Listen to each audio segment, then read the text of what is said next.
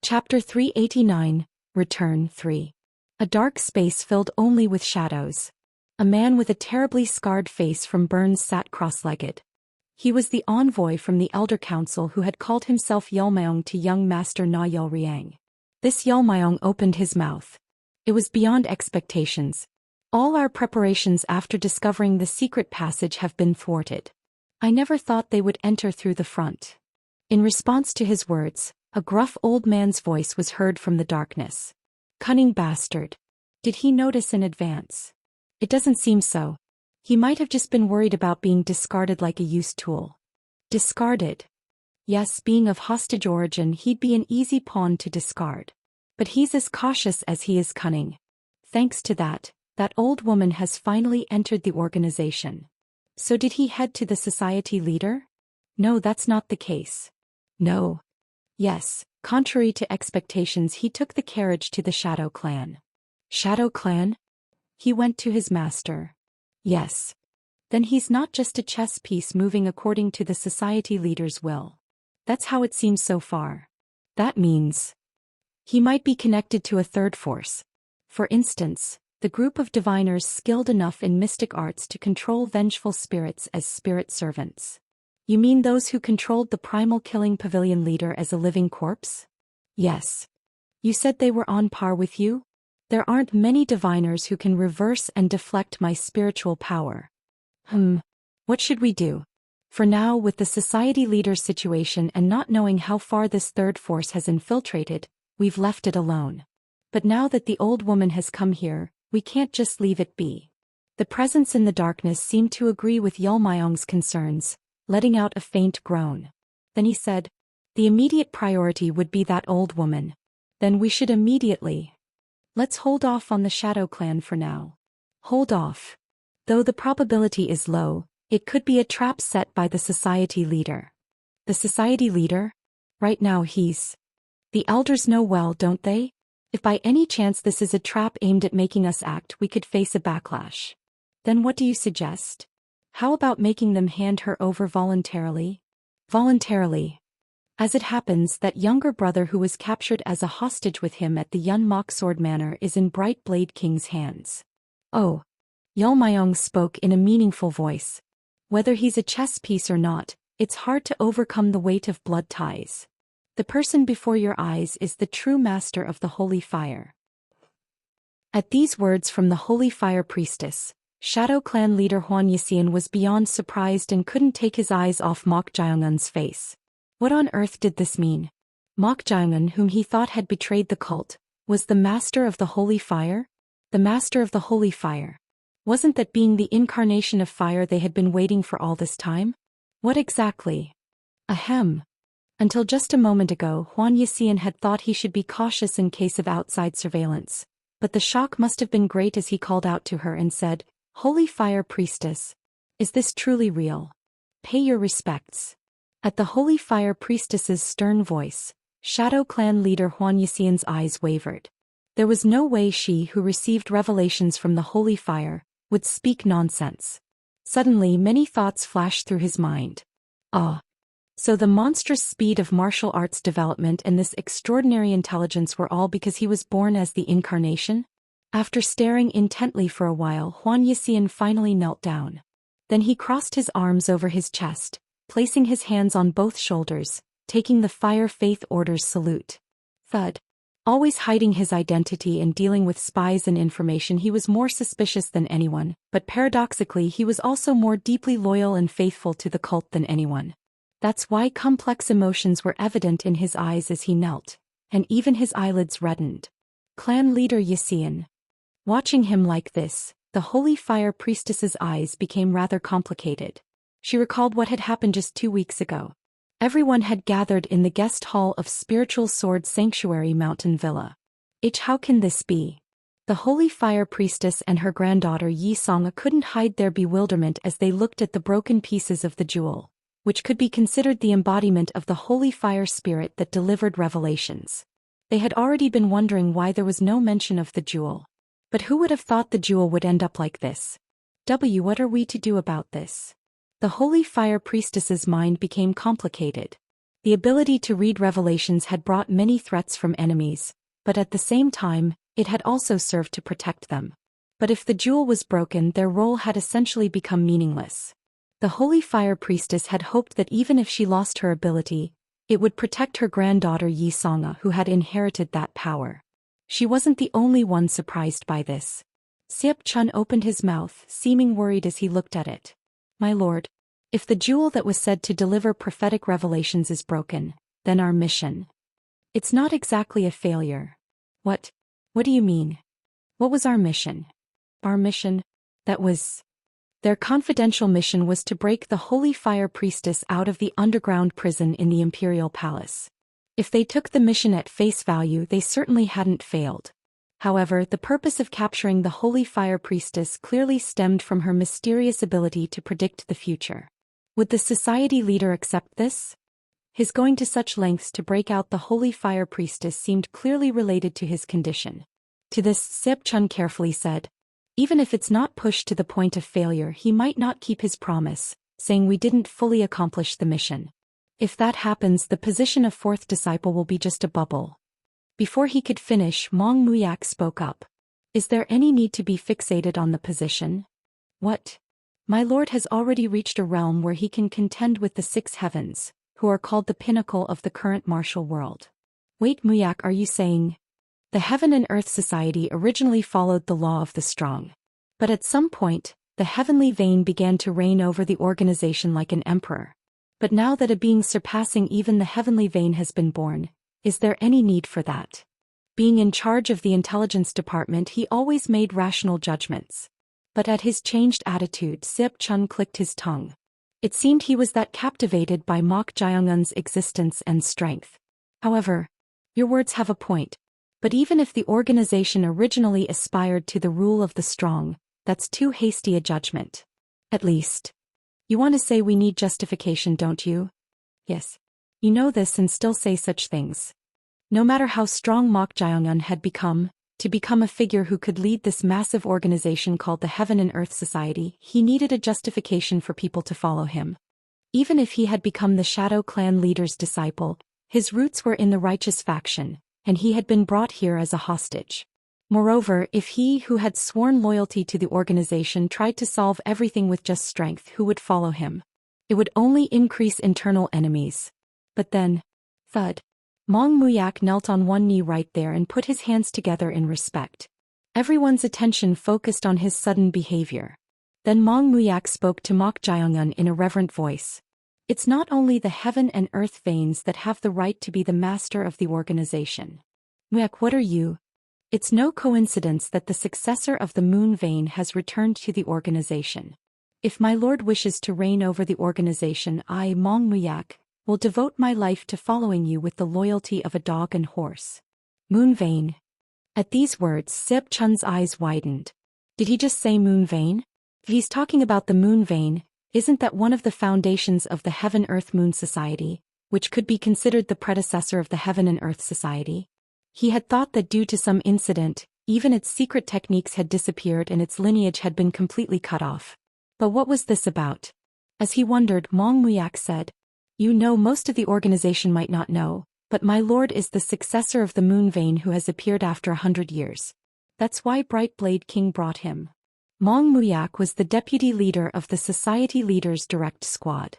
He knew well from his father, Vice Society Leader Mong Xiuqian, by what route the two hostages from the righteous faction had been captured. However, he had kept silent about Mok Jiongun being the successor of the moon vein due to the Society Leader's orders. After all, even if a successor of the moon vein had appeared, there wasn't much that could be done about it now. But now the situation had changed. Mok Jiongun's marvelous martial prowess could re-establish the principles of the three veins. It was then. Thud. This must not be. Mong Muyak frowned and looked at the person who had interrupted. It was the Holy Fire Priestess. Not only had she suddenly interrupted, but why was she prostrating herself on the floor? As he wondered, she said, with even the jewel that delivers revelations destroyed, the symbolism of the Holy Fire Priestess is as good as gone. In a situation where the cult leader is dead and even our existence has become meaningless, The only one who can lead the remaining cult members is the young master, who can be called the Incarnation. Please. Close your mouth. How dare you discuss whether or not to lead a heretical group with my lord? Mong Muyak cut off her words and raised his voice. Though he had broken her out of prison due to the mission, like other Central Plains people, he did not have a favorable view of the Fire Faith Order. Despite his rebuke, the Holy Fire Priestess did not back down. The young master is the true master of the Holy Fire and its incarnation. The predetermined fate cannot be changed by your. I am neither an incarnation nor the master of the Holy Fire. And fate is not predetermined. Don't arbitrarily define such things. At that moment, Mok Jiongun, who had been listening quietly, opened his mouth. The Holy Fire Priestess looked at him with bewildered eyes. Mong Muyak snickered and looked triumphant, thinking he was rebuking her nonsensical words. However, as it happens, I was about to tell you all what my goal is. This is perfect. Goal, my lord? What do you mean? To his puzzled question, Mok Jiongun answered with a faint smile. To erase the Heaven and Earth Society. At these words, everyone's faces turned to shock. Especially Siep Chun and Mong Muyak, who were from the Heaven and Earth Society. They had hoped that Mok Jiongun, whose martial arts had developed dramatically, would take control of the Heaven and Earth Society and rule it. But a completely unexpected ambition came out of his mouth. They couldn't help but be bewildered. My lord, what do you mean by erasing the Heaven and Earth Society? Surely you don't mean to fight against the organization itself instead of reigning over it. I just don't like it very much. Pardon? The name Heaven and Earth Society, that is. Don't worry. I'm not saying I'll erase those who say they'll follow me. This can't be. They wondered if they had misunderstood. But he was truly serious about erasing the Heaven and Earth Society. Although his martial prowess had increased dramatically, the Heaven and Earth Society was a massive power that divided the current martial world into three. They were at a loss for words that this was serious. There's a completely different meaning between standing tall within the Heaven and Earth Society and expressing the intention to erase the Heaven and Earth Society itself. Then the Holy Fire Priestess spoke in a trembling voice. Young master, if that is truly your will, please take in the poor cult members. If you do, they will. If they come of their own accord, I'll accept them. But if they're coming under me, it won't be the Heaven and Earth Society, nor will it be the Fire Faith Order. They just need to follow me, that's all. At these words from Mok Jiongun, everyone's whole bodies trembled. The meaning of these words was clear. It was no different from declaring that he would walk the path of hegemony himself.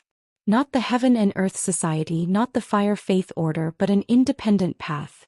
Is he trying to open a new world? Your job is one thing. Turn those order members into pieces I can use, not the Fire Faith Order.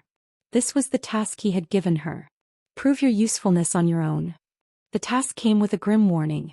For 2 weeks, the Holy Fire Priestess had been lost in countless worries. Mok Jiongun had spoken casually, but his decision was no different from ending the very existence of the Fire Faith Order. It was too sad to end the existence of the Fire Faith Order, which had persisted for so long like this. But suddenly a thought occurred to her. Was the name Fire Faith Order really that important? What mattered was the spirit and doctrines contained within it, and the mindset of its members. Abandoning the name and following Mok Jiongun didn't mean abandoning those things. After all, the existence of Mok Jiongun was the incarnation of fire and the value of their continued existence. Let's not cling to the name. The young master is the cult itself. What she had to do with her remaining life was decided.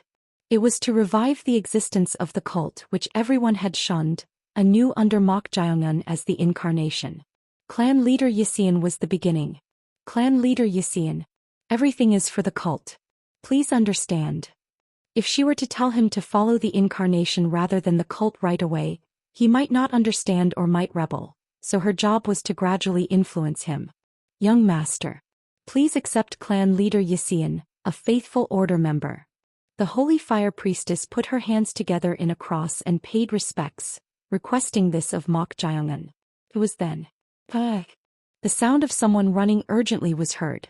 Soon, a Shadow Clan warrior came running breathlessly through the pavilion in the rear garden and then stopped abruptly. What is this? The warrior had come to deliver something, but he couldn't help but be bewildered by the sight of Shadow Clan warriors collapsed all around the rear garden. Then Shadow Clan leader Huan Yixian hurriedly stood up and said, "What's the matter? Clan leader. This is. Don't worry about this place, just tell me what's going on first." But. We have guests." At that moment Mok Jiangun said, looking towards the pavilion. "Guests." Rumble rumble. Then a group of people could be seen rushing over from beyond the pavilion. The one standing at the front particularly stood out. A muscular middle-aged man with a much larger build than Bright Blade King, carrying a massive axe on one shoulder. Seeing this, Shadow Clan leader Huan Yixian furrowed his brow and muttered, "Axe-destroying king?" It was Axe-destroying King Ho Taegang, one of the 5 kings who were high-ranking officials of the Heaven and Earth Society, and a supreme master who held the title of one of the 8 stars. Chapter 390 Axe-destroying King 1. Axe-destroying King Ho Taegang. He is one of the 5 kings high-ranking officials of the Heaven and Earth Society, and a supreme master who holds the title of one of the 8 stars in the martial arts world. He gained fame and notoriety in Shaanxi province during the war against the Righteous Alliance, single-handedly breaking through the combined attack of Huashan and Zhongnan sect masters and dismembering them all. Not stopping there, he beheaded the previous Huashan sect leader Purple-Eyed Sword Chong Waisu, who was known to have surpassed the wall, in just over 40 moves, earning him the title of one of the 8 stars. Those who faced him all felt as if they were confronting a beast rather than a human, such was his savage martial prowess. Grulul. An incredibly tall man, seeming to be at least 2 heads taller than an average adult male. Muscles so thick that his arm sleeves were about to tear at the shoulders. He was truly a man with a beastly aura. Shadow Clan leader Huan Yixian couldn't hide his bewilderment at the appearance of Ho Taegang, who approached exuding tremendous pressure. Why is Axe-destroying King here? He couldn't understand why he had come here. However, judging from the massive axe slung over his shoulder and the armed subordinates he was leading, it certainly didn't seem to be with peaceful intentions. The Shadow Clan warrior who had hurriedly come earlier pointed at him and said, "He knocked down all the gatekeepers of our faction and barged in forcefully." Forcefully? It's certainly like him, known for his aggressiveness, but to come to the Shadow Clan at a time like this. Shadow Clan leader Huan Yixian's gaze naturally turned towards Mok Jiangun. It seemed his return was the cause. It can't be the society leader's order. Then why? Huan Yixian couldn't help but worry. Recently, Axe-destroying King had clashed with Bright Blade King after losing his son. This was because Bright Blade King's chief disciple Wu Horang was the most likely suspect in his son's murder. However, for some unknown reason he had apparently been unable to fully vent his anger and had only taken one of Wu Horang's fingers. He didn't know why this Axe-destroying King had come here, but he couldn't let the situation escalate. And, "I can't let him see this." Dozens of Shadow Clan warriors were collapsed all around the rear garden. "So, please wait. I'll go and see him first." Hey. Shadow Clan leader Huan Yixian hurriedly ran beyond the pavilion, made a fist palm salute towards Axe-destroying King Ho Taegang and said, "Have you been well, Elder Ho? What brings you to the Shadow Clan's estate?" Shadow Clan leader. "It's been a while." "Yes, thank you for remembering me. But I don't have business with you. However, I'll have to make something clear." "Pardon? What do you mean?" Swish. Axe-destroying King Ho Taegang nodded his head, pointing to someone barely visible beyond the pavilion. That someone was none other than Mok Jiangun. As expected, but Huan Yixian pretended not to know and spoke carefully. "May I ask why you're looking for my disciple, Elder? Since he's originally a hostage from the Righteous faction, I don't think you'll have much attachment to him. I'm sorry, but hand that fellow over. If you do, I'll quietly withdraw." At his direct demand, Shadow Clan leader Huan Yixian frowned. He knew the man wasn't the type to beat around the bush, but this was truly blunt. To this, Shadow Clan leader Huan Yixian tried his best not to show his emotions and said, "Elder Ho, I'm sorry, but whether he's of Righteous faction hostage origin or not, that child is my precious disciple. How can you, even as an elder, demand a faction leader to hand over his disciple like this? This can't be excused with just an apology." Sigh. Before he could finish speaking, Axe-destroying King Ho Taegang let out a long sigh and closed his eyes. Grulul. As Ho Taegang opened his eyes again, An intense aura flowed out along with a powerful gaze. Befitting a supreme master who had not only surpassed the wall but also held the title of one of the 8 stars. When he released his aura, the surrounding area was swept by wind from the impact. Then I won't apologize. I'll take him by force. Are you really going to do this? I'm warning you in advance. If you don't want to get hurt, it's best not to interfere. And understand that I can't explain everything to you right now. Pat. As soon as he finished speaking, Ho Taegang's fist shot out like lightning. It was so fast that even though Huan Yixian tried to dodge it with his unique body technique. Papak. What? Puke. Kwang. In an instant the distance was closed and he was hit in the chest, crashing into the wall. The single punch, powerful enough to crumble the wall, made Huan Yixian cough up blood. He truly lives up to his reputation. It was power that drew involuntary admiration.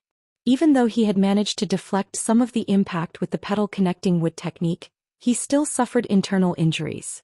Ho Taegang was known as a being of a different caliber even among the 5 kings.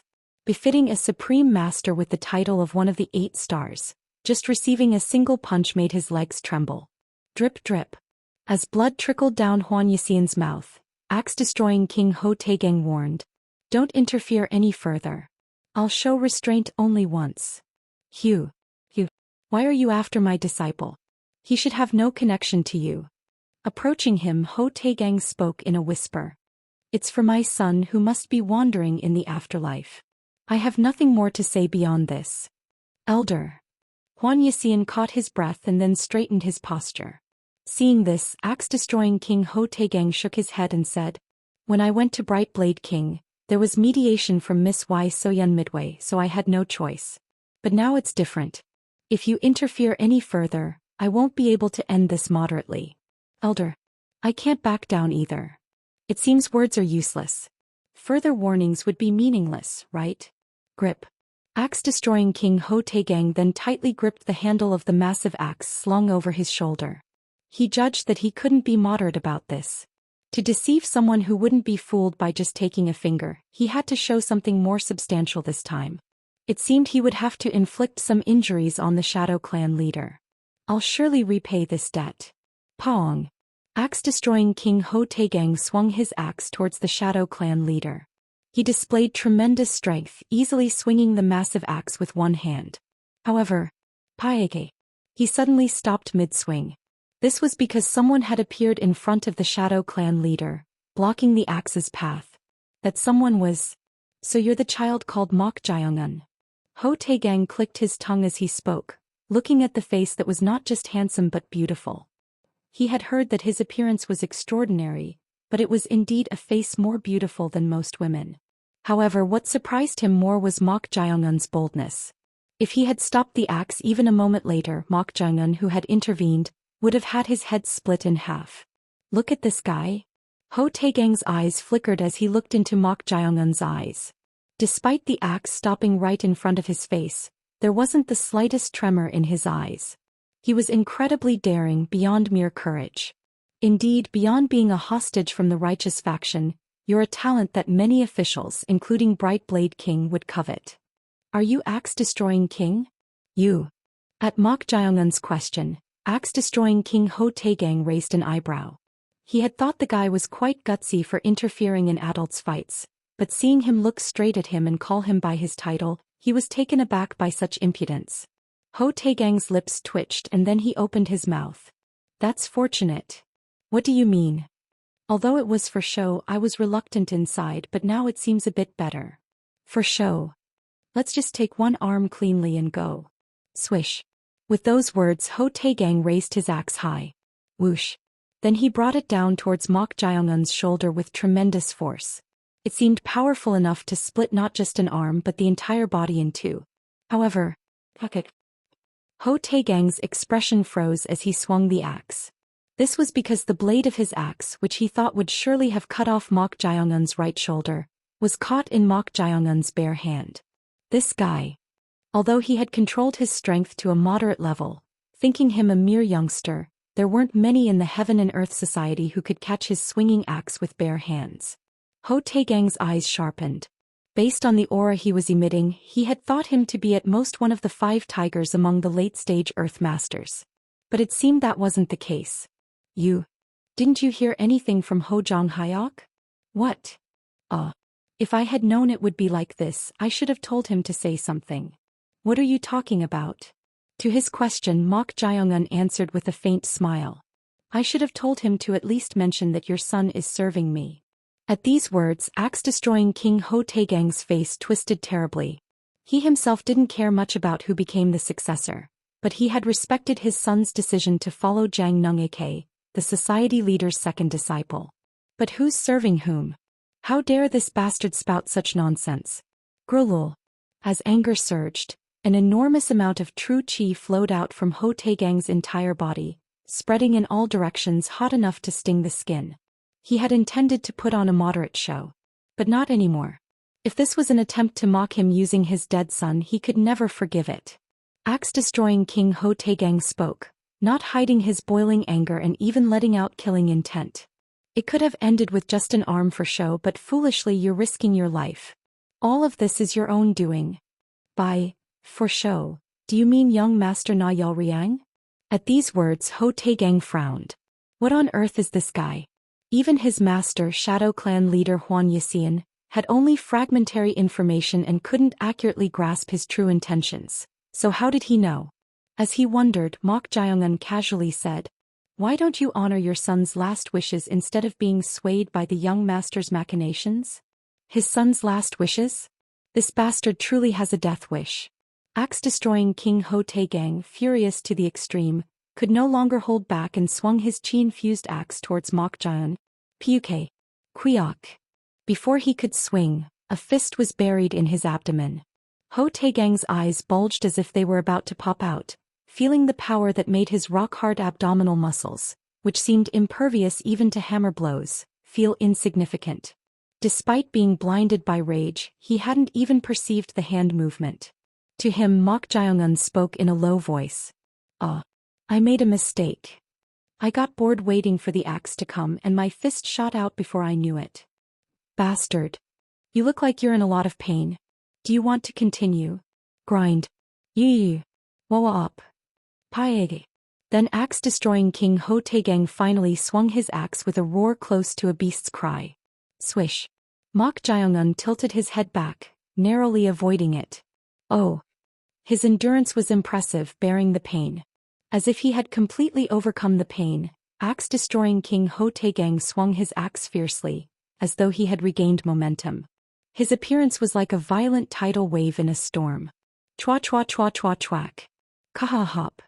Seeing this, Shadow Clan leader Hwan Yisian couldn't help but feel tense. Although he knew Mok Jae-eun had become stronger and was the incarnation the cult had been waiting for, axe-destroying King Ho Taegang hadn't received the title of one of the 8 stars for nothing.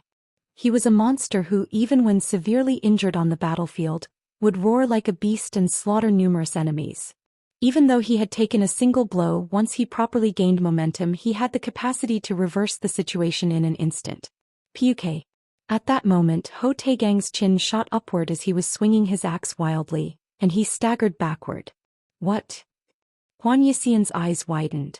He hadn't even seen Mok Jae-eun move his hand, yet Ho Taegang's head was tilted upward. What? Why is the elder? Even Ho Taegang's subordinates who had been silently watching, couldn't hide their bewilderment at this scene. They had naturally thought Ho Taegang would one-sidedly beat up Mok Jae-eun, who was merely a late-stage Earth Master. But the exact opposite was happening. What on earth is this? The bewilderment was the same for Ho Taegang himself, the person involved. He couldn't prevent his head from tilting back from the impact on his chin, which was protected by full-body protective chi and thick muscles acting like armor. How can this be? How could something like this happen? He had prided himself on being unmatched by anyone in the Heaven and Earth Society except the society leader and that person who also held the title of one of the 8 stars like himself. But how could such a young man, not even of age? Grind. Ho Taegang gritted his teeth and strained the muscles in his tilted neck. He didn't know what was happening, but the guy in front of him was not someone to be dismissed as a mere late-stage Earth Master. He had to face him as a formidable opponent. Being tall seems to make it annoying to look up at you. What? Puk. Thud. At that moment his shins buckled and both his knees were forcibly brought down. As he was forced to kneel, fingers dug into his right shoulder, seemingly paralyzing the nerves, causing Ho Taegang to drop the massive axe he was holding. Simultaneously Mok Jae-un grabbed his neck. Grip. Kek.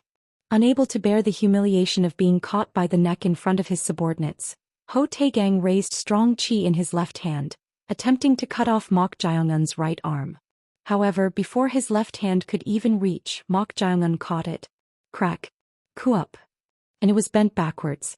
It was even bent in the opposite direction, causing the elbow bone to protrude. Though he couldn't scream due to his throat being gripped, his entire body turned red with blood vessels bulging, showing how much pain he was in. Ha! Shadow Clan leader Hwan Yixian's eyes filled with ecstasy as he watched this scene. He had been curious about the extent of Mok Jae-un's strength, finding it difficult to gauge accurately, but this was beyond imagination. To overwhelm a superhuman who held the title of one of the 8 stars like this. Chapter 391. Axe-destroying king. Elder. How could this happen? The cries of the subordinates echoed around. Voices of concern, voices unable to hide their shock, voices denying this situation. At some point all these sounds stopped reaching his ears. Axe-destroying King Ho Taegang was truly dumbfounded by this situation. It was even disheartening. The person before him was not an opponent who could be called a formidable foe. He was simply a monster incarnate. Until now, only one person had ever overwhelmed him like this. The current Heaven and Earth Society leader. Is this even possible? He is one of the 6 heavens called the pinnacle of the current martial world. That's why it was understandable. But wasn't this guy a hostage from the righteous faction who had to fight for his life trapped in the Corpse Blood Valley just a few months ago? He had heard rumors that his martial talent was exceptional enough to come out top of the Corpse Blood Valley, but he thought that at most he would be at the late-stage Earthmaster level. How could he become such a monster in such a short time? This growth rate was enough to inspire fear. Ho Taegang looked at Mok Jae-un's face. Flinch. For a moment, chills ran down his spine. He thought he wouldn't be too excited since he had overwhelmingly subdued someone who could be called one of the 8 stars, but he didn't expect to be looked at with such emotionless eyes. It's different. There's a saying that you can know a person by looking into their eyes. The moment their eyes met, Ho Taegang felt fear and terror from a human being for the first time in his life. It wasn't from a momentary display of spirit or aura. It was like a creeping chill rising up. This being was fundamentally different on a genetic level. Mok Jae-un, who had been looking at him expressionlessly, opened his mouth. It seems you've calmed down a bit now. Shall we talk then? As soon as he finished speaking, he immediately released his hand from Ho Taegang's neck. Though he hadn't held it for long, having his throat squeezed naturally led to coughing. Cough, cough. Seeing Ho Taegang like this, his subordinates hesitated, holding their weapons, unable to decide what to do. They too were martial artists, so their judgment wasn't poor. They weren't foolish enough to recklessly charge at someone who their lord, who had reached the realm of a sect leader enough to receive the title of one of the 8 stars, couldn't even properly face. However, as subordinates they couldn't just leave their lord in this state, so they felt frustrated by the situation. At this moment axe-destroying King Ho Taegang, having caught his breath, spoke. I've lost. No, I was no match from the beginning. It was so overwhelming that he didn't even have any lingering attachments. The outcome had already been decided. However, Ho Taegang let out a sigh. What he had originally planned was now out of reach. Mok Jae-un. He told us to bring that guy. Of course, if he resists during the process, whether cutting off an arm or half crippling him, that's left to axe-destroying King's judgment, he said. These were the words relayed by Mo Yak, young master Na Yulriang's confidant. To this, Ho Taegang had planned to fulfill Na Yulriang's wishes and then gain his trust to implement a strategy of suffering a flesh wound. Are you disappointed? It's not because I lost. There was no way to explain it. To dispel young master Na Yulriang's suspicions, he had left the watchers who followed them alone, but now this would surely reach his ears. Jong Hyuk. Jong Hyuk. The path to avenging his son was getting further and further away. It was then. Ugh. Coo. Groans were heard from somewhere. Then the sound of something being dragged across the ground was heard. Everyone's gaze, including Ho Taegang's, turned in that direction. There they saw someone wearing a mask with strange patterns dragging two masked individuals by their hair. The moment Ho Taegang saw the masked man, his eyes flickered. That guy. Although he was concealing his chi, Ho Taegang could instinctively guess that the unfamiliar masked man had surpassed the wall and reached the transformation realm. Was there such a person in the organization? As he wondered, the masked being No Ma Arehayan brought the two people and presented them before them. "I've done as ordered, my lord." "My lord." At these words, not just Ho Taegang but even Shadow Clan leader Hwan Yixian's eyes widened. Hwan Yixian was also seeing Ma Arehayan for the first time, and he too realized that this person, whose martial prowess couldn't be gauged by chi sense, was stronger than himself. But for such a person to call Mok Jaeongun my lord, he couldn't help but be surprised. Where did he gather such a powerful subordinate? Then axe-destroying King Ho Taegang sighed and opened his mouth. Now there's no turning back. Since even the watchers sent by young Master Na Yelriang had been captured, the plan was completely ruined. Looking at him filled with disappointment, Mok Jaeongun said, "What do you mean there's no turning back?" "It's complicated to explain. Is it because you failed to gain his favor by defeating me in front of young Master Na Yelriang's watchers? You. What on earth is this guy? How does he know about his plan?" Come to think of it, earlier he had told him not to be swayed by young Master Na Yelriang's machinations. Does he know something? As he wondered, Mok Jaeongun chuckled and then approached the two masked individuals captured by the masked Ma Arehayan. "Isn't this rather fortunate?" "What? What does he mean by fortunate?" This had distanced him from getting closer to Na Yelriang, who might be the real culprit behind his son's murder. What on earth could be fortunate about this? Ah. Suddenly Ho Taegang's eyes wavered. "It seems you've understood." He certainly understood. Originally he had planned to use Mok Jaeongun as a sacrificial lamb to show that he had clearly fallen out with them. But there was no need for that now. Although it was humiliating to be defeated, he had shown injury and disgrace in front of the watchers. If this reaches young Master Na Yelriang's ears, he might try to keep him even closer. He would think that Ho Taegang would be even more at odds with them to avenge this humiliation. However, Ho Taegang, who had thought Mok Jaeongun was right, let out another sigh. "What's wrong? If it was before these guys were captured, it would have gone as you said. But now that they've been captured, how can we deceive anyone? Are you saying we should spread rumors that I was directly injured and defeated?" Of course, that was one way to do it. However, the watchers here had heard their conversation, so they would all have to be killed. If they killed everyone and then spread rumors, would it really have a big effect? It might only raise more suspicion. But then, there were 3 watchers. As per my lord's orders, one was let go, so there's no need to worry about that.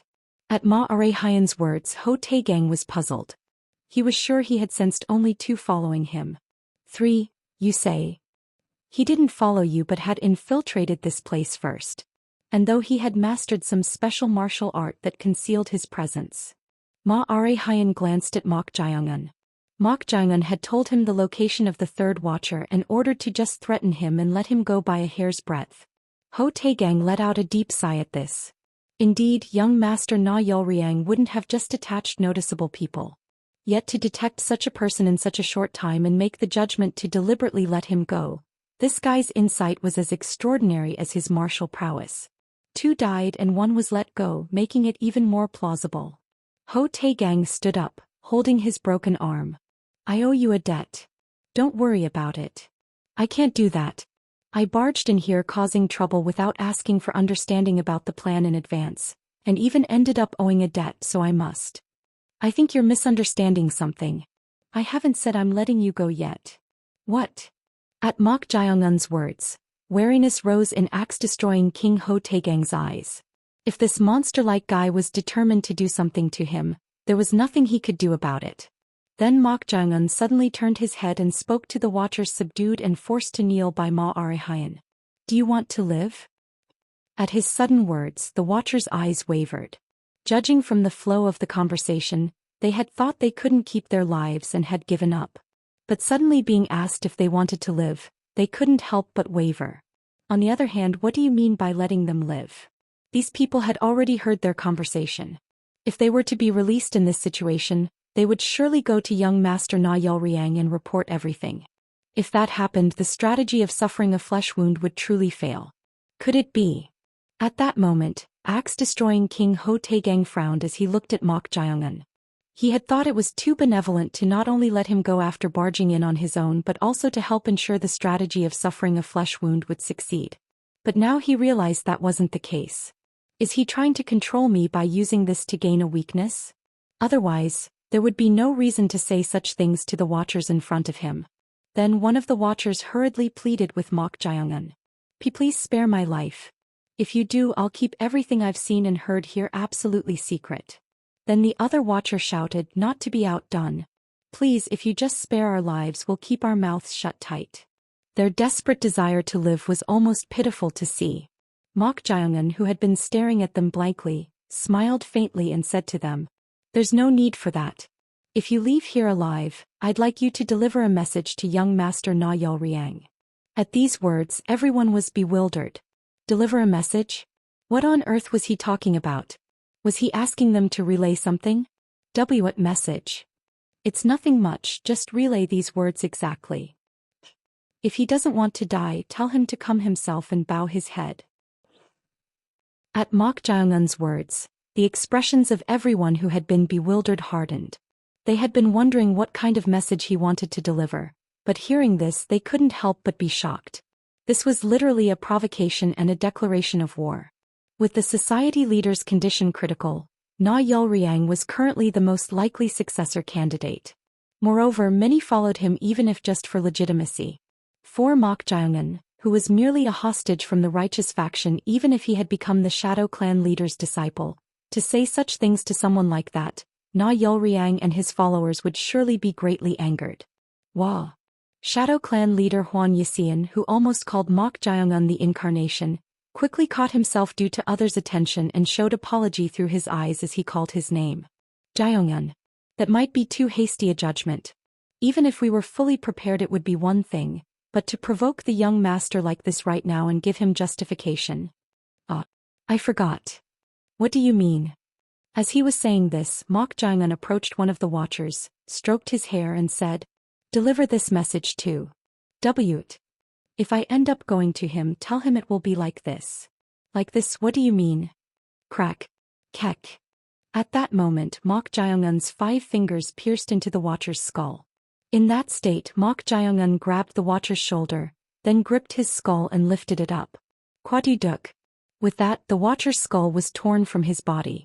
At this terribly gruesome sight, some turned their gaze away while others frowned, not knowing what to do. The earlier words alone were provocative enough, but if this too was delivered, how would young Master Na Yol-ryang react? He would surely be enraged and might try to settle this by any means necessary. Axe-destroying King Ho Taegang, who had been looking at Mok Jae-eun with a hardened face, opened his mouth. "What on earth are you trying to do? I'm giving you a choice." A choice. Yes, depending on your choice, I've prepared a path that might be annoyingly long and roundabout, and another that might be a bit rough but is an extremely short direct route. What on earth is this guy talking about? A long roundabout path and a short direct route? He himself had been part of his son Ho Jong-hyok's faction under the second young master Jang Nung-ak, and was trying to take revenge on young master Na Yol-ryang through a strategy of suffering a flesh wound to avenge his son. But no matter how strong this guy's martial arts were, wasn't he just the Shadow Clan leader's disciple? Why on earth would he do such a thing? It was then. The sound of a presence was heard from somewhere. Axe-destroying King Ho Taegang turned his head. Someone revealed themselves there. That someone was young Master Jang Nung-ak? It was Jang Nung-ak, the society leader's second disciple. Seeing him appear suddenly, Ho Taegang hesitated for a moment before trying to make a fist palm salute. However, at that moment the second young master Jang Nung-ak knelt on one knee towards Mok Jae-eun, put his hands together and paid respects first. What's more, his next words brought even greater shock. "Pai Lord." At that moment, everyone present lost their words in surprise. They all doubted their own ears. Did Jang Nung-ik, the society leader's second disciple and a successor candidate like Na Yol-ryang, just call Mok Jae-eun my lord? Chapter 392, Axe-destroying King 3. Pai Lord. Everyone was stunned to see Jang Nung, aka the society leader's second disciple, kneeling on one knee and paying respects. Jang Nung, aka was none other than one of the successor candidates to lead the Heaven and Earth Society. Why would someone like him suddenly call Mok Jun, my lord? What is this? Why is young Master Jang? Mok Jiongun was merely the Shadow Clan leader's disciple, without any qualification for succession. If he had shown such behavior towards young Master Na Yelriang, one could assume he had given up on succession, but this was an incomprehensible scene. Towards them, Jang Nung-ake raised his head and spoke with a raised voice. Who dares to be disrespectful to my lord? Whoever it is, I, Jang Nung-ake, second disciple of the Heaven and Earth Society leader, will not forgive them. After issuing this warning-like threat, Jang Nung-ake glanced at Mok Jang-un and mouthed, Did I do well? He was glad to see him after a long time but still seemed to be mindful of his reactions. Go Chan, you came at a very appropriate time. Mok Jang-un seemed to agree with Chong Ryong's words, nodding slightly. Though it wasn't intentional, thanks to Go Chan, who was possessing the second young master Jang Nung-ake's body, arriving at such a perfect moment, it became easier to make others understand the situation. Mok Jang-un then spoke to axe-destroying King Ho Tae-gang, who was at a loss for words due to this unexpected situation. Does this answer your question, Axe-destroying King? Axe-destroying King? At Mok Jang-un's words, Go Chan, who was possessing the second young master Jang Nung-ake's body, momentarily widened his eyes. He had thought the face looked familiar from the body's memories, but only now did he recognize him as one of the 5 kings who held the title of one of the 8 stars. No way. What's going on? Go Chan's surprised eyes naturally turned to Ho Tae-gang's broken wrist and wounds. What on earth had happened here? Swish. Seeing no injury marks on Mok Jang-un's body, it didn't seem like he had fought with him. So who had done this to axe-destroying King Ho Tae-gang? As he wondered, Go Chan inadvertently made eye contact with Ho Tae-gang. Flinch. Befitting a supreme master who held the title of one of the 8 stars, his gaze was so intense that for a moment he wanted to avert his eyes. However, maintaining the dignity of possessing the society leader's second disciple's body, he barely endured it. Looking at him, a strange light flickered in axe-destroying King Ho Tae-gang's eyes. Though he didn't know what had happened between them from this scene and Mok Jang-un's words, it seemed that Jang Nung-ake, the society leader's second disciple, had reversed roles and decided to serve Mok Jang-un as his lord. It was truly astounding. Had there ever been such an incident since the founding of the Heaven and Earth Society? A disciple of a single faction and a hostage from the righteous faction at that, aiming for the pinnacle of the organization. This was something he had never even imagined. Most people in the Heaven and Earth Society thought they followed the rule of the strong, but they all drew one line in their minds. That line was that only the 3 veins could succeed the society leader's position. Of course, most believed that among the 3 veins, only the heavenly vein had the highest bloodline and the most legitimacy.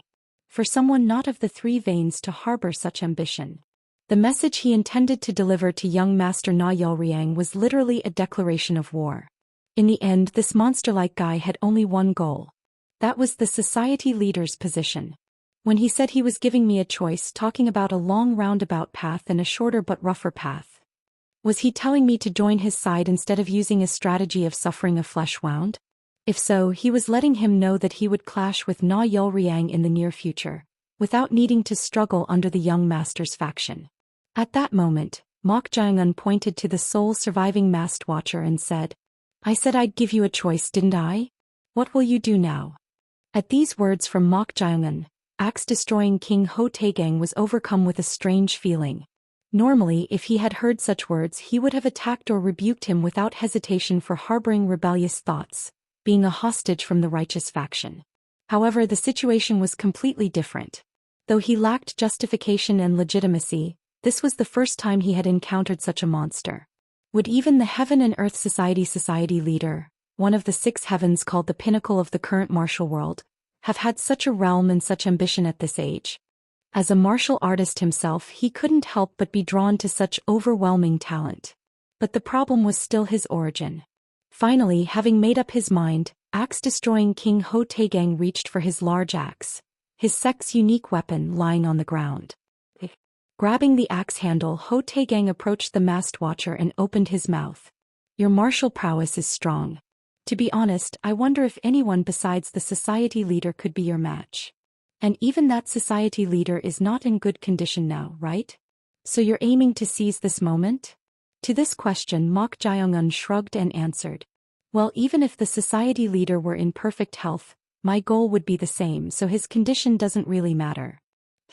Ho Taegang inwardly exclaimed at this response. Is this youthful spirit, or is he that absolutely confident in his own martial prowess? Without justification or the legitimacy of being a successor of the Three Veins, most factions in the Heaven and Earth Society are likely to oppose and confront him, yet he's aiming for the top? Whatever the case, if we hadn't met like this, he would have been quite to my liking. However, swish. Axe-destroying King Ho Taegang aimed the blade of his axe at the watcher and opened his mouth. It's unfortunate. What is? Your martial prowess and even the fact that you've subdued the second young Master Zhang gives me an idea of how great your capacity is. But you're not the one. If you were at least a disciple of the society leader, or even a successor of the earthly vein, I would have accepted your proposal without hesitation. But you can't accept it, is that right? No matter how much our organization respects and reveres the strong, there's still a minimum established line. If it were a structure where we unconditionally followed someone just because they're strong, do you think the organization would function properly? Are you rejecting out of fear of that? I acknowledge your strength, but you lack crucial justification. Without that, the goal you're trying to achieve is absolutely. Swish. At that moment, Mok Jae-un grasped his sword-deciding talisman and took a sword stance. Seeing this, axe-destroying King Ho Taegang hesitated in swinging his axe and couldn't take his eyes off the sword stance. The sword stance Mok Jae-un took resembled the heavenly sword technique. However, the atmosphere was subtly different. It was then. Twack. Mok Jae-un's sword-deciding talisman cut through the air, tracing an orbit. The gracefully flowing sword orbit was reminiscent of the moon, and axe-destroying King Ho Taegang's eyes widened as he watched. Could it be? Although he had only seen a single move, something flashed through Ho Taegang's mind. That was the moon sword technique? As one of the Five Kings, he was from a family that had supported the Heaven and Earth Society for generations as a top-tier faction. Therefore, he naturally knew the sword techniques of the heavenly and earthly veins better than anyone else. He was so familiar with them that he could recall the moves just by seeing their sword stances, but the sword technique Mok Jae-un was displaying now was clearly different from the heavenly and earthly sword techniques. There's no doubt. This was clearly the moon sword technique that he had only heard about in oral traditions. He wasn't the only one who recognized it. Shadow Clan leader Huan Yixian also recognized it. So this was it. The real reason why Bright Blade King Sun Yun insisted on bringing hostages. Huan Yixian had suspected there must have been a special reason why Bright Blade King Sun Yun, who had gone to the Yun Mok Sword Manor on the society leader's orders, had brought back 2 hostages. But now everything was falling into place. He had found it strange that hostages from outside, no matter how talented, were suddenly sent to the Corpse Blood Valley. If it was simply to kill them, they could have just done so. There was no need to send them to the Corpse Blood Valley. But now it seemed all of this was related to their organization, the Moon Vein and its sword technique, whose lineage had been cut off for nearly 100 years. Since no one could read the text within the secret manual, he thought a successor to that lineage would never appear. But had Jae-un No, the master of the Holy Fire and its incarnation, learned the moon sword technique? It was truly an extraordinary coincidence. Was this the reason, beyond talent, why the society leader had mentioned a 4th disciple? Everything was happening as if it were a predetermined sequence. However, there was one thing he couldn't understand. Why has he kept this secret until now? A successor to the Moon Vein who had learned the moon sword technique had appeared. Even if he was a hostage from the righteous faction, this was no less than a joyous event for the Heaven and Earth Society, filling the gap of the lost 3 veins. Yet he had continually hidden this, which was incomprehensible. Was there some other purpose? Just as he was inwardly wondering about this. Ha ha ha. Axe-destroying King Ho Taegang, who had been watching Mok Jae-un display the moon sword technique, suddenly burst into laughter. His subordinates couldn't help but wonder at his sudden change in attitude. Elder. What's going on? Then Ho Taegang stopped laughing, shook his head and said, I was the one who knew nothing. No sooner had he finished speaking. Twack. Roll, roll, roll. Ho Taegang beheaded the only surviving masked watcher with an axe strike as quick as lightning. This. Huan Yixian's expression hardened at this sight. Even after showing the moonsword technique, did he still reject the proposal? But then, at that moment, axe-destroying King Ho Taegang knelt on one knee towards Mok Jiangun, put his hands together in respect and said, I, Ho Taegang, head of the Axe clan, wish to join Mok Jiangun, successor of the Moon Vein. Please accept this Ho's loyalty and make me the vanguard to take young Master Na Yulriang's head. What's this? When he beheaded the Watcher, they thought he had refused the proposal and decided not to join after all. But now he was pledging loyalty, so everyone couldn't help but be puzzled. To this, Mok Jiangun asked with an expressionless face. This is unexpected. I thought you had chosen to take the long roundabout path. At these words, Ho Taegang bowed his head as if apologizing and answered. I apologize for beheading the Watcher without a word. However, after pledging loyalty to you, even if it stemmed from sincere loyalty, if you insisted on delivering the message, my actions would become disloyalty, so I acted first. Are you saying you acted before pledging loyalty? That's right.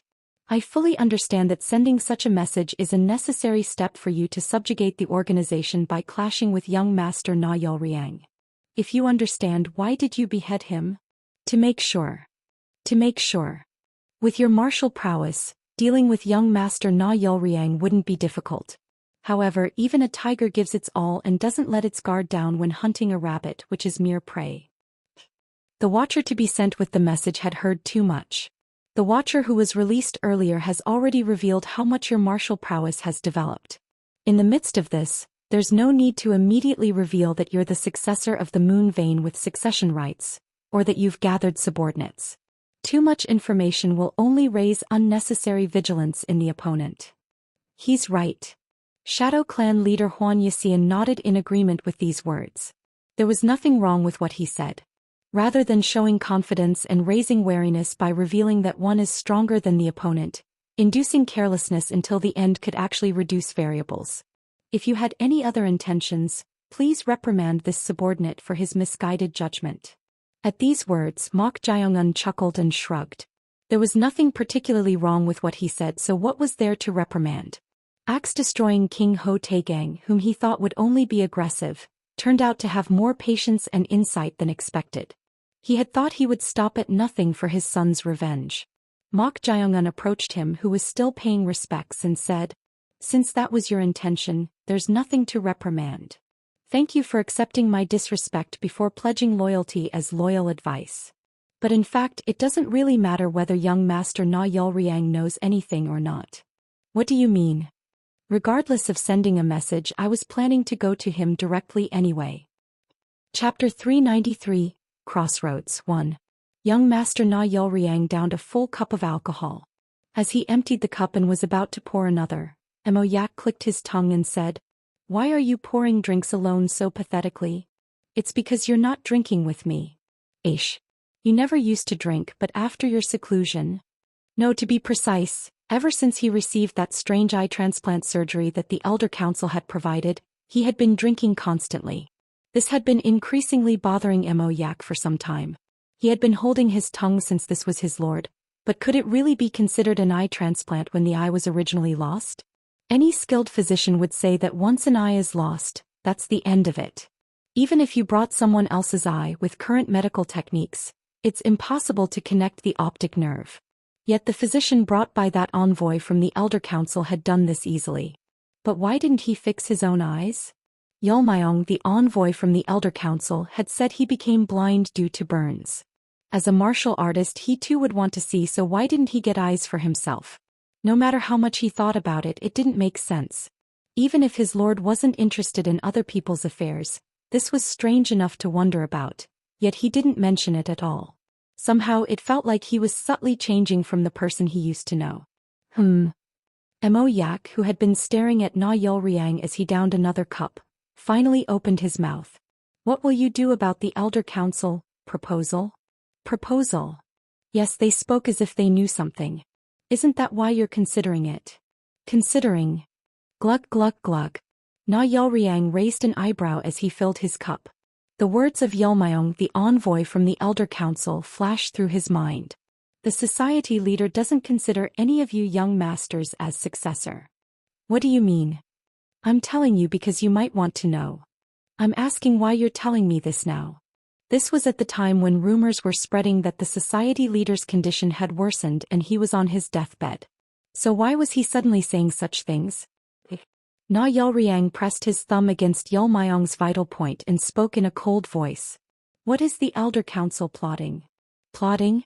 That's an interesting way to put it. The Elder Council is just a place where retired members of the organization gather to spend their twilight years. You seem to like retirement.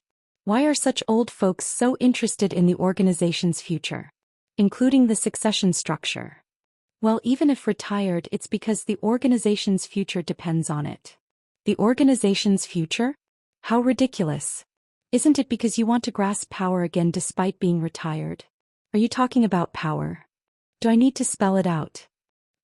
Na Yeolryang, who had been staring at the silent Yeolmayong, finally released his hand from the vital point. Unlike others, perhaps because he had no eyes, it was impossible to read his emotions or thoughts. Na Yeolryang spoke to him.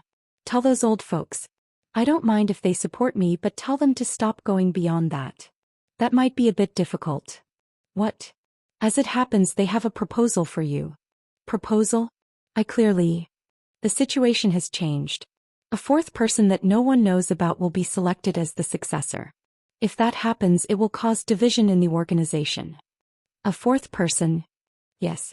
So the Elder Council wants to recommend you as the society leader. At these words from Yeolmayong, young master Na Yeolryang's expression became much colder than before. Even though he couldn't see Na Yeolryang's expression, Yeolmayong seemed to sense the change in the air and took half a step back with a light joke. I'm surprised. I thought you didn't have much of a bond with the society leader. That's none of your business. Loyalty to your master. Is that it? You. Swish. Suddenly Yeolmayong had moved 6 steps away from him. If he had been even a moment late, his throat would have been torn out for spouting nonsense. If that's the case, I understand your anger, but please listen to what I have to say first. Get lost. Please calm down. There's no more time. It's meaningless to regret later after losing your position. Even without your interference, that position cannot be yours. The reason the society leader hasn't decided on a successor even while on his sickbed is because he doesn't intend to give it to anyone. You still don't seem convinced. Then do you know why the society leader has no children? Na Yeolryang's cold gaze narrowed. He too wasn't particularly interested in women, so he had never specifically questioned this. Is it because he's not interested in women? Or because he's physically unable to have children? What are you trying to say? The society leader simply chose not to marry or have children. Because the heavenly vein no longer wants to be the society leader. Na Yeolryang's eyebrow raised. What does he mean the heavenly vein no longer wants to be the society leader? Things were becoming confusing. Until now, he had thought the society leader's intention was for succession to happen through competition. So he hadn't had any particular complaints. Because none of the disciples could challenge his stronghold. But to hear that the society leader didn't consider anyone as a successor was bound to be irritating. Then why did he accept them as disciples in the first place? At that moment Yeolmayong said, The Elder Council has 2 requirements. They are not requests that will harm you in any way. If you agree to them, you can become the society leader. After a moment of silence at these words, Na Yeolryang asked, What are the requirements? The first is to marry Miss Y Soyun, your youngest fellow disciple, along with your inauguration as society leader. What? It was a completely unexpected demand. Marry Y Soyun? To Na Yeolryang, who was puzzled, Yeolmayong smiled and said, It's for legitimacy. If you become society leader, if disciples of the heavenly vein have children together, everyone will accept it as a substitute for the heavenly vein's flying house. It wasn't an unreasonable suggestion. What's the second one? That is. Na Yeolryang's expression became strange at the Elder Council's second requirement that followed. This was a completely unexpected demand. Because of this, Na Yeolryang had taken time to consider their proposal, saying he would think it over. Could their words be true? Or were they deliberately causing confusion to paint the picture they wanted? But Yao Myong's words hadn't been wrong at all. Apart from his illness getting worse, hadn't he continuously refused even private audiences? Did the society leader know his master truly no longer want the heavenly vein to lead the organization? Na Yaoriang emptied his cup and put it down on the table. It was then. Someone hurriedly ran to the rear garden where he had set up the drinking table. Despite running, his footsteps were barely audible, and his energy was so well concealed it was hardly noticeable. As soon as he saw him, Mo Yak stood up and said, "It's the one we attached to Axe-Destroying King. His body technique is unique. He's Silent Saber from the 4 great assassins of the Central Plains, whom I introduced to you before. You said he was useful because of his unique energy-concealing technique. His face is different. Is it a human skin mask? It must be. But why is he running here so frantically?" At Mo Yak's question, the man who had run over caught his breath, put his hands together in respect and said, "I had to deliver this urgently, so I came in a hurry." At his response, Mo Yak clicked his tongue. "Something seems to have gone wrong. We should probably give up on high expectations, young master." At these words, young master Na Yaoriang snorted. He didn't have high expectations to begin with. He had already anticipated that Axe-Destroying King Ho Taegang would try to implement a strategy of suffering a flesh wound. Even so, he thought he would take some action for that strategy, but judging from this man's reaction, it seemed Axe-Destroying King hadn't moved as desired. So, did Axe-Destroying King return from the Shadow Clan without doing anything? And no, that's not it. If that's not it, then what happened? Axe-Destroying King was overwhelmed one-sidedly. At these words, Mo Yak tilted his head. What does this mean? Axe-Destroying King Ho Taegang was overwhelmed one-sidedly? Did he perhaps have an argument with his master, the Shadow Clan leader? As he wondered, Silent Saber Hyungin continued in a serious voice. He tried to subdue someone called Mok Jyungan, but instead in just a few moves he suffered an injury with his arm broken and was forced to kneel. At these words, young master Na Yaoriang, who was filling his cup, stopped. He had no choice but to stop. Who was Axe-Destroying King Ho Taegang?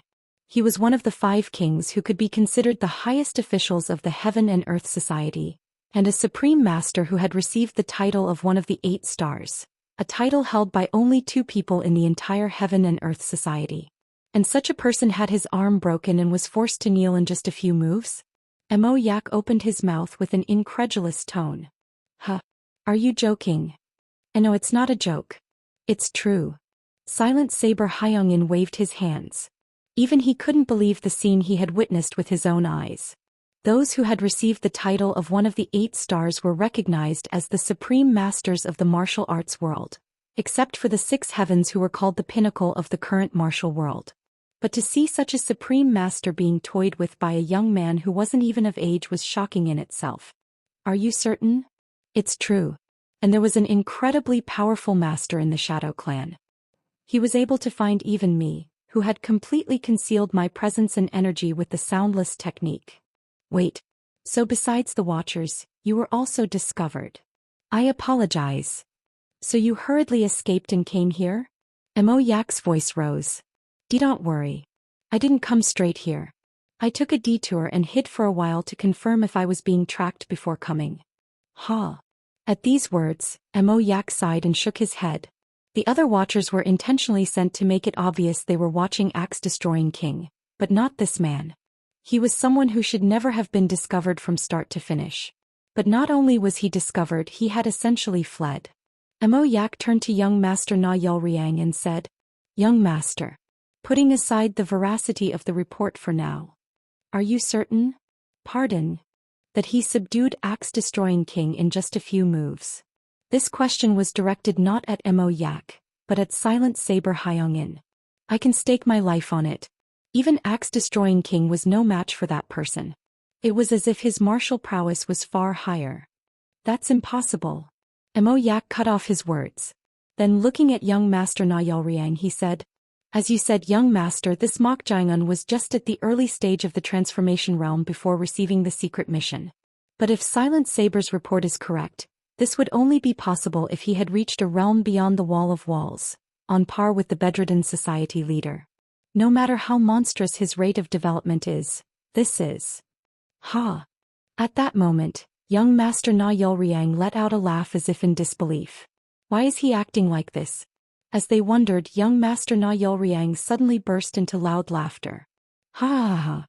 At this sight, Mo Yak frowned. He had never shown such behavior before. But suddenly laughing like a madman, they couldn't understand what was going on. Finally, Na Yulriang stopped laughing, shook his head and then downed his cup of alcohol. After drinking, Na Yulriang put down his cup and stood up. Young master. Until now, I thought no one could match me in martial talent, but it seems I was mistaken. Young master. Surely you don't believe Silent Saber's report. What if I do believe it? Do you think it's possible to deal with a peerless master who received the title of one of the 8 stars through trickery or deception in martial arts? At these words from Na Yulriang, Mo Yak took a deep breath and then exhaled. Then, calming himself, he opened his mouth. So you've judged that he has truly become strong, young master. It's not a judgment, it's a fact. He too had reached the extreme of the transformation realm through seclusion. And thanks to this demonic eye given by the Elder Council, he was slowly beginning to see beyond the wall of walls. If he utilized the power of the eye, he had even gained confidence that he might be able to defeat the Supreme Masters who had received the title of one of the 8 stars. The determination to face a worthy opponent that had appeared for the first time had made him this strong. But it seemed the guy had surpassed even his expectations.